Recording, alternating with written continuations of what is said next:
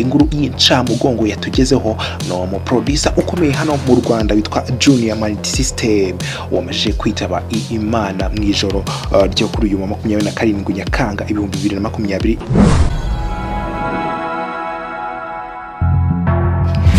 Reka mwifuriza ibihe byiza kudukurikirana kuri Itambuka TV, udahwema gukurikirana ibiganiro byacu. Ndagushimiye cyane uri kumwe nanjye Wispazo, nige tugenda tubana buri munsi aho mba ngenda mugezaho amakuru y'imyidagaduro abarimo aragenda avugwa hirya no hino haba hano mu Rwanda ndetse no hanze yarwo. Kuri uyu munsi wa none inkuru y'incamugongo yatugezeho no mu producer ukomeye hano mu Rwanda witwa Junior Nawe wamajije kwitaba Imana mu ijoro ryo kuri uyu 27 Nyakanga 2023 nibwo inkuru y'incamugongo yageze ku banyarwanda ndetse no bakunzi bumuziki nyarwanda muri rusange ku producer ukomeye cyane witwa Junior Nawe wagiye umenyekana mu gukora indirimbo zigiye zitandukanye. Uyu producer rero akaba yagiye azamura abahanzi bagiye batandukanye ba hano mu Rwanda bitewe n'indirimbo nziza yagiye abakorera mu bihe bigiye bitandukanye. Uyu producer wagiye gukorera mu studio agiye atandukanye haba muri Bridge Record, Round Music,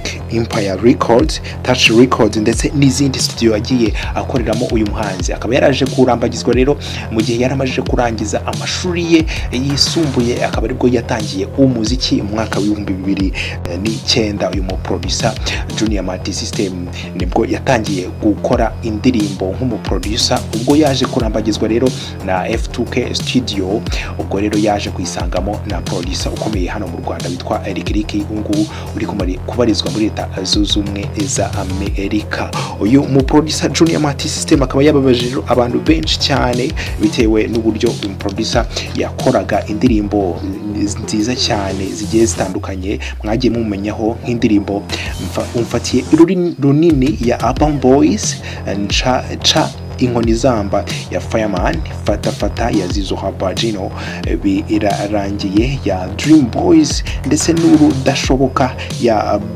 Gutera Knowless. Uyu producer Junior Nawe yagiye akora rero indirimbo zigiye zitandukanye nababwiye haruguru. Rero nikaba ari inkuru ikomeye cyane n'ababaje yagiye ibabaza abantu benshi cyane n'abahanzi bagiye bakorana mu bihe bigiye bitandukanye.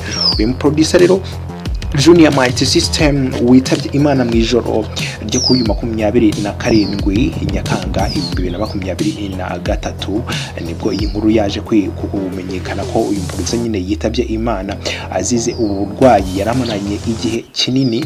Mu mwaka rero w'ibihumbi 2019 nibwo uyu producer yaje kugira impanuka ikomeye cyane, aza kuza rero kumuviramo kuba yacibwa ukuboko.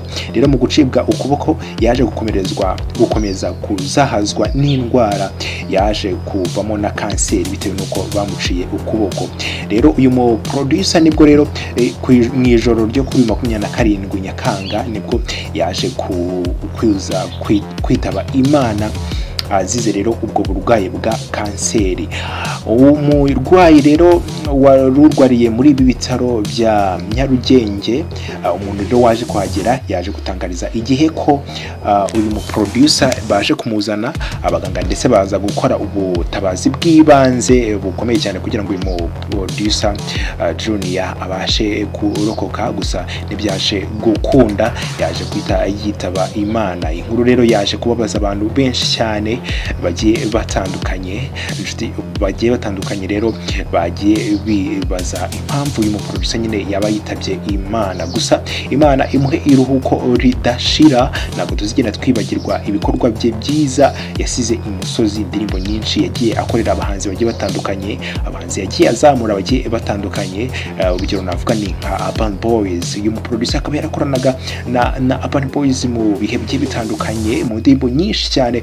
Uyu producer yagiye akora zaba abahanzi ba Urban Boys bagiye bazamuka ku rwego rushimishije. Junior Nawe waje kubatizwa izina rya Nawe aribatijwe na Kamishi, kuri ngubu wibereye muri Leta Zunze Ubumwe za Amerika. Uyu producer Junior Nawe ntabwo twari kwamenya igihe azashyingurirwa mu cyubahiro, gusa turaza kubamenyesha ku bakunzi badukurikirana kuri Itambuka TV buri munsi. Ntugacike rero n'ibiganiro tugenda tubagezaho. Ndagushimiye cyane wowe wabashije kubana nanjye Wispazo, ntekereza ko ari by'agaciro gakomeye cyane. Nawe nimba wabashije gukora subscribe ndagushimiye cyane. Amakuru yacu nakagaruka, mukomeze mugire ibihe byiza.